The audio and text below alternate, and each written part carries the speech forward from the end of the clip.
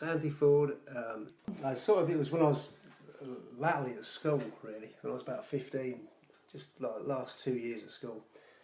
And I sort of knew Steve Rigby and Peter Miller and Gary Henson and Simon Oakley and all that. And all of them were my class. And so we were just gradually getting into it when that was going on, really. And by about 1980, I was going out to sort of walking around Loughton, because I was living in Loughton, and obviously I was the only punky-ish person, and my dad was going mental at me and everything else. And I was walking around with this crass raincoat on with the broken guns on the A on it and everything else. Loving that, but just I was the only sort of punk in the village. But 79, 80, yeah, I was getting into it more, and as we were leaving, leaving school, in 81 we started going down to Pear Tree Bridge, and when you guys were doing the gigs up in Virgins and things like that, we used to go up to that, and that's when we started going around your flat. In fact, must have been about 82 when you lived at the top of Cornwall Grove. We came round there a lot with all the guys and that. I got sort of like the Sex Pistols stuff, although I've been a bit older than that. I've got a lot of the singles and stuff, but it was really sort of Crass that sort of got me into it. That sort of thought of it all. And then when things like the conflict side of it came through, that just almost left everything else behind and went onto that sort of, the anarcho style of stuff and everything else. So, but that was Crass really, Crisis, because those guys were into that, and I was sort of trying to get into it. But living outside of the area of the West Bletchley bit, it was quite hard to sort of get back into it and push with them guys. But in the end, as we left school, we sort of like all joined together anyway, so it was really good like that. So we're talking about bands. What about local bands? Were you into any local bands? Ethnic Minority and Fictitious, Dancing Counterparts, like stuff like that. Seditious Impulse, and Off Ferret, and I was quite into them because I was working at Westland Helicopters at the time, and he worked there as well, so I was getting to know him from that. But yeah, that was the sort of thing, and we used to go to gigs at Derwent Youth Club, didn't we? Ethnic played up there a few times, and I remember the posters and everything, they were just like, they just blew me away, and it was just great, and it was just fantastic, and all the Pear Tree things on a Friday night, and there used to be a band or a film or whatever, didn't it? It used to be a really great sort of time, and that's how I sort of started getting into it and just being into those sort of bands and what they were saying. Yeah, I remember the one at Derwent was Paul. Again, I remember him. He used to sort of like look after us really, and things we used to do. We even went to. I remember me and Gary Henson. We went out to Upper Hayford, the peace camp there one Sunday in a minibus or whatever. Must have been about 82, something like that. And that was great as well. But we used to sort of have a few drinks before we used to go to Derwent, and he used to stand behind you, looking at you, knowing you'd been on the beer or whatever else. But yeah, I mean, Paul was the main one really I used to know, because I used to go down probably the most. And of course, Dick at Pear Tree, because my mum and dad used to run the Loughton Youth Club. So they knew Dick, and they sort of worked with him. And so that's how I was sort of like aware of him and whatever else and things like that. So that was quite good as well. And they did the album, didn't they? Warped Sense of Humour. They did. And the gig. Did you remember that? I don't remember the gig. I've got the album because I put that on Facebook a little while ago, didn't I? Still got that, and I love that, and that was fantastic. And that was just, and the bands from that. I mean, things like Fictitious and that. It was just getting into it and just loving it. Really, it was great. Just it was the energy of it, Probably more than things like the Sex Pistols and that. At that time, sort of the Crass and the sort of the local bands added to everything else, and the youth club scene, and that was great. I loved it. Loads of punks everywhere, and it was great. Loved it. Yeah, we used to go to Derwent. I used to go around Toad's house from work. We're Westlands. I used to walk up there, go to his house. We used to go up there. Saturday morning, we used to go round his house again. Everyone used to meet up there. Chim, Mick, everybody, and we used to do that, and then go downtown, have a couple of bottles of cider, just sitting outside the co-op, then up the city, drinking up there. That's what we all used to do, really. We used to go to gigs in Lake Bossard Hall, and we used to do quite a few down there as well. But yeah, they were great. I mean, on a Saturday dinner time, we all used to sort of traipse down there. all the way downtown, drink this cider and get absolutely steaming. It was great. It was just the best times. You know, it was just great, lovely. The scene was very poor, I thought, in Milton Keynes, sort of big band wise. I think the first group I went to see was Crass at Roadmenders in Northampton, and that just blew me away. That was just sort of set everything going, you know, and it was just, after that it was just one way really, you know. It's great, I just loved it. It's fantastic. But I didn't actually go to the Counterpoint, and I think Mick did, but I certainly didn't. But yeah, it was mainly sort of gigs in London as well after that point, you know. I started going out and doing things like that. There was a local fanzine which was done from Pear Tree Bridge, and it had, because we started this band up, and well, I say started band up. I don't think we used to practice him on the rooms, and I was on the drums, but I used to whack a few drums. I didn't used to, but we were called the Dissidents. Pete Miller, me, Gary Henson. I think Steve was on it as well. Nothing ever happened to that, but I know we had a little thing in one of these fanzines. I can't remember what one it was, but it was definitely a Pear Tree fanzine. But the fanzines, yeah, I mean, we were always talking about doing them, but we never actually got round to doing them. But I used to write off to various bands like Crass or whatever else, and Disruptors or something like that, and get some questions together and say, me and my mates are doing a fanzine, can you write out these questions, can you answer these questions? So we used to do that a few times and get a few badges and stuff like that. But it was, yeah, I remember that Pear Tree one, that was a good one. I wish I still got it. FL Moores and B&A Records or whatever it was in the end. And I mean, Virgin used to go in there. I mean, that used to be sort of quite reasonable. Again, sort of about 1980 time. FL Moores and say B&A Records used to go down all the time. With me and Toad used to go down there and get records, singles, and he used to know exactly what the new ones that we were going after, like Conflict or something like that, and everything, and he used to sort of get them out for us and ready to go. It was brilliant. I used to love that. Great times over. When I first left school, I used to have some tartan bondage trousers, which was pretty weird at the time. But after that, coming up to about 81, when I left school, I was sort of just, by the time about 81 came out, I was finishing work, and I started just wearing a leather jacket. Trousers were getting more ripped, and by about 82, 83. Everyone was like unemployed, so I didn't want to. They wanted me to work shifts at Westlands, and I didn't want to work shifts at 18. So that's when I left, because it was easier just to go unemployed then. And that's when my leather started getting more studied, and the hair was up here and everything else. I think that one of those pictures on that Plexi Punk days has got that. My hair was really spiky and that. Yeah, and it was just studied leathers and ripped trousers and DMs and everything else.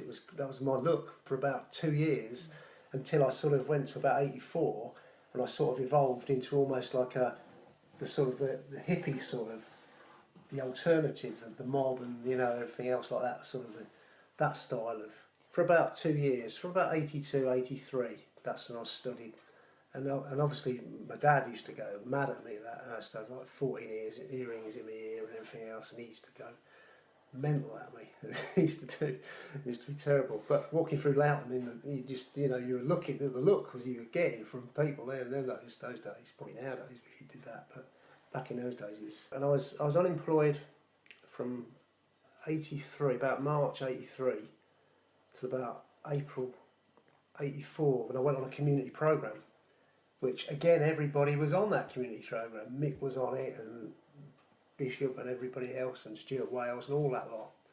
They were all on it, and so we all had this community program, working down at Waterton Church Centre, working for old people in the community. An ideal job really, you know, gardening and this sort of stuff, and a bit decorating for old people, and that was for a year. So we all did that, and we gradually left at various points.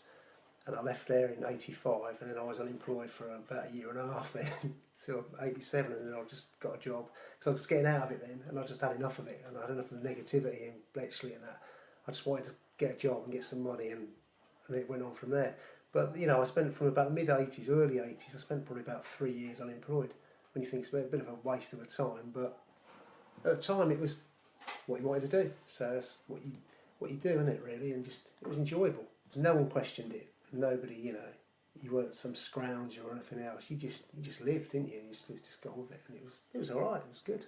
Everyone else was on it, so you were in the same boat. You know, going to gigs, getting a few beers. It's grateful. I loved it. You know, it was great. Get people shouting abuse at you and things like that all the time. You know, abuse and going into pubs, and you could never get served in the pubs. Rose and Castle, what used to be our usual place in the mid-80s, wasn't it? And so you couldn't get, some days you could get served, some days you couldn't. But yeah, I mean, then we used to sort of levitate to the satellite and things like that. And I know me and Mick, we used to go up the off licence in the satellite, take bottles, and you used to get the deposit back, and we used to get another bottle. So we used to sit out the side in the RAF field at the back of the youth club, with a couple of bottles of cider, and then walk back into the youth club. But yeah, it was pubs, you couldn't get in and everything else like that. It was just general abuse you got from people and everything else. But the sort of crass side of it, it was just the way that it was, and the way the system was and everything else, and still is, you know, and it just opened my eyes up to it. And from that movement then, I was sort of more into sort of, crass is the main thing, but I was into sort of UK 82 sort of stuff. Loads and loads of bands from that sort of style. But then when Conflict came out, and from today, from back to then, they are my favourite band, and I love them. I saw them a couple of weeks ago, and it was like Conflict, and I went to see them probably 20-30 times over the next sort of 5-6 years. And their attitude and all the bands from that, and the same thing for the Crash stuff on the Crash records. I was sort of getting all of their singles and all of the buying into all of that sort of, you know, philosophy, if you like, and that was the sort of thing I was into, and that was really my thing from that time. Then I sort of left the sort of UK 82 side because it was a bit sort of weak, and straight into the sort of the Conflict side of it, all the way up through there, and you know, and Stop City marches and C&D marches, which we used to go on, and it used to sort of just develop from that, and it's great, as it is now, and still now, you know, still all these years later. Exit Starts, really, again with their links with Conflict. Used to see them quite a few times.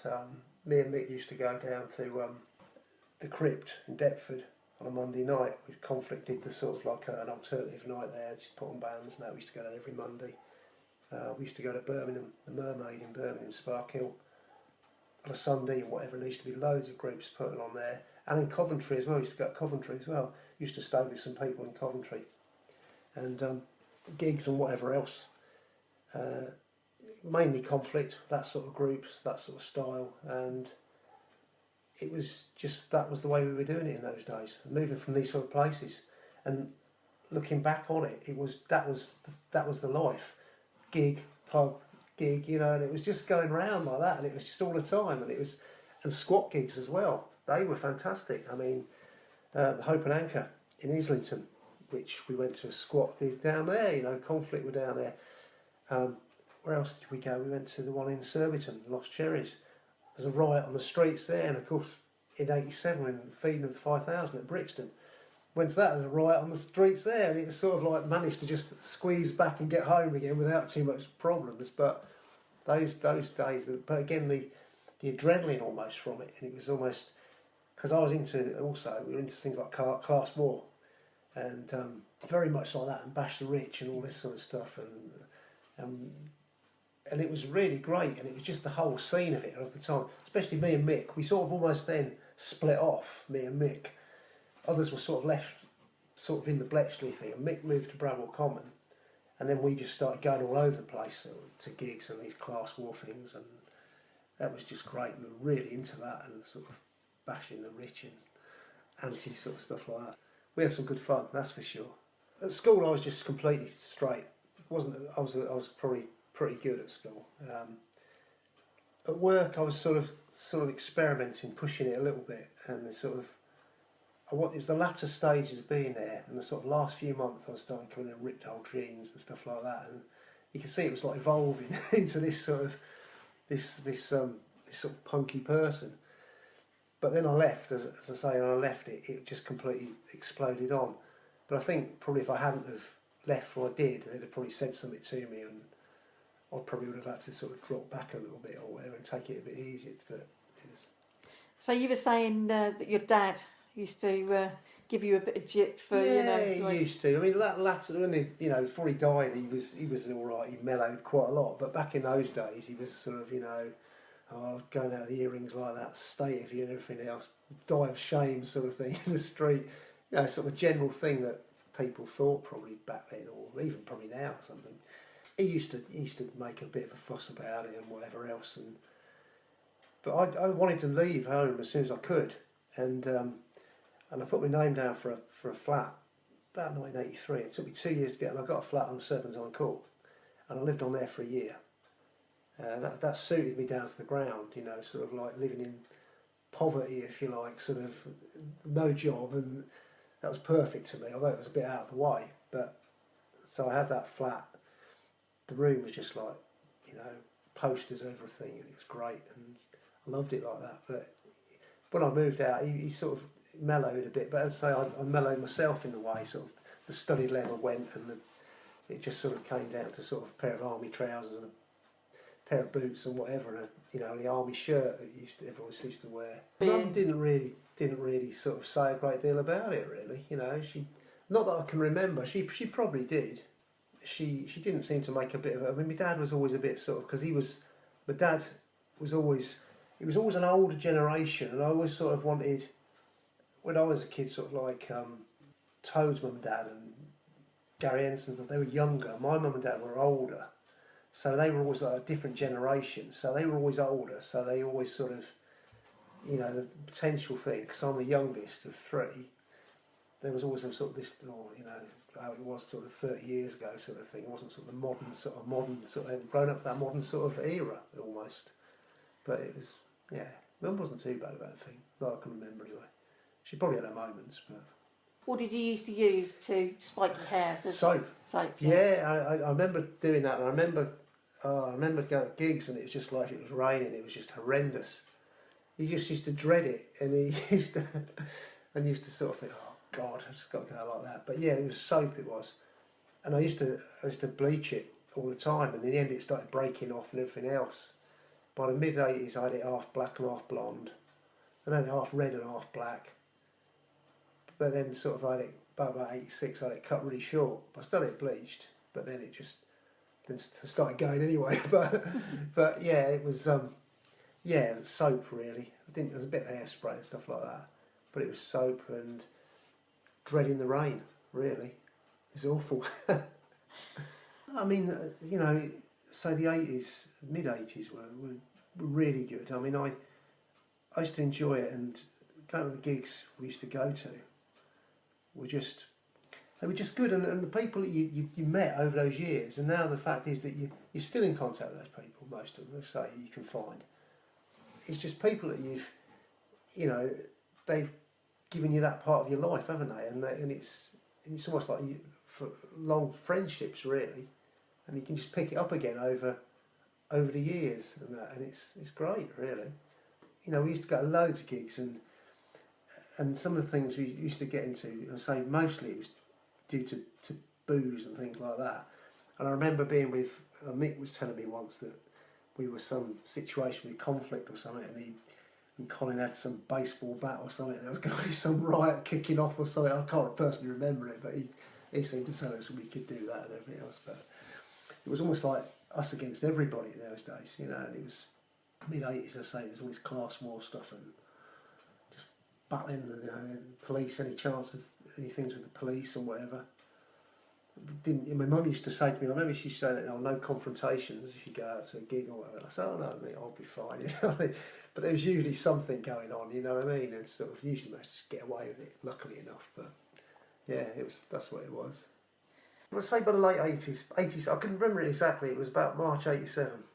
I still go to gigs, and we went to that conflict gig, that Feeding of the 5,000, which was about April 87. I'd got another job by then. And by that time, I'd started to get a little bit sick of it, And I remember me and Mick, we went to a gig after about June, and then we just went to this gig and we saw conflict, and we just sort of looked at each other and went down the pub. We just didn't want to do it, and that was it. And that was the final gig we went to, just almost like that, just nothing else. Just couldn't be bothered with it anymore. And after that, in about 6 months, I was completely out of that scene. Didn't go over West Bletchley. I just couldn't be bothered with it. I could not go over there. Mick used to go over there quite a bit, but I just couldn't go around there for ages and ages. I'd done my time, literally, and I'd had enough of it, and I just couldn't go around and just negative and doing nothing. And this time I was moving on from it, and I wanted to learn to drive, and you know, and they sort of like moved on, almost like evolved out from that point. And I say I met my wife, and we met in 1987, so really it wasn't that long afterwards. And then we got married in 1990. But by that time I was completely out of it, and I didn't want to know anything. But I still kept in touch with Mick, Mark Patterson, and all of that lot. But then, and sort of like latterly, I started getting back in touch with Toad again, and Stuart Wales. He comes to gigs with us now. He comes up from Devon or wherever he lives. And, you know, I've got back in touch with him. After not seeing him for 25 years, I've seen him more in the last 2 years, and the fact that he'll text me now and say, do you want to go to a gig? And that's unbelievable. And the same with Martin Higgins from Newport. He was about 3 or 4 years younger than me. Didn't know him at the time, although he used to go to gigs and see us there, because when we were about 20 or whatever, he was about 18, 17. He goes to gigs. You know, he's 48, he's still got a Mohican. And I go to gigs with him now. I didn't know him, and yet I've known, you know, the last couple of years I've got, you know, really friendly with him, and sort of it's great, really. I don't think there's a great deal going on locally. Mainly London, really, I've been to. I started going again about 6 years ago, I think it was. Yeah, about 6 years ago. And I went to a couple of those Steve Ignorant Last Supper gigs with Mick. We went to Birmingham, and we went to one at the in London. Yeah, we started going to them, and then I just started evolving from going to gigs from that, really. That AWOD thing we go every 3 or 4 years, well, 4 years now we've been to. Well, with Wales, he's about the last 3 years. He didn't go this year with me, but Martin Higgins went with me. And it's an all-day thing. Just does my back in standing up all day now. I can't do it. I do go occasionally to Crawford. The professionals played there this weekend. I didn't go to that. I like the Crawford. I think it's got potential, but it's just something missing in it. I don't know what it is. It's got it, but it needs just something else, you know, just to sort of squeeze it in a bit more. I don't massively like going there. It's okay, but it is good. Like when we see you and everybody there, that really makes my weekend. And I say to Kate, we're going, I saw so many people there that I haven't seen, and that is great when there's loads of people there. But when there's not many people there, and there's nobody here to sort of really chat to, and you just think, oh, that's disappointing. But like on a good attendance night, it's fantastic, because you're going from one person to the next. I haven't seen you for ages, and it's great. It's just, I love that. You know, I've got a diary at home about 1985, which is, I just flick through sometimes and have a look at some of the things I was doing and this day in 1985, and I think, oh God, was I doing that? You know, that's terrible. But you know, it's you know, I love looking back, and I love the retro, and I love the nostalgia of it. It overcomes me sometimes.